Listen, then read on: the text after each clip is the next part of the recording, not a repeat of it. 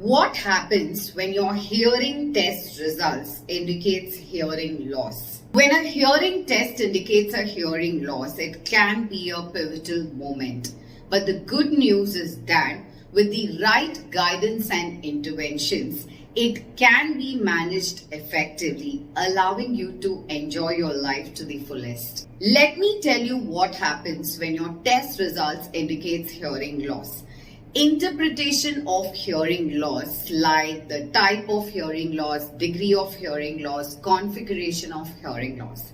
Discussion of treatment options, which would include hearing aids, assistive listening devices, auditory rehabilitation. Hearing aid evaluation and fitting, like selection, fitting and instruction.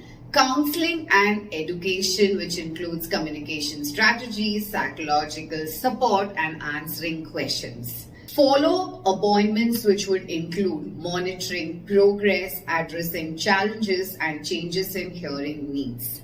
Referrals and additional support like consultation with an ENT or oral rehabilitation programs. For more information, visit our website, which is www.aanvihearing.com, or call us on 9658395839.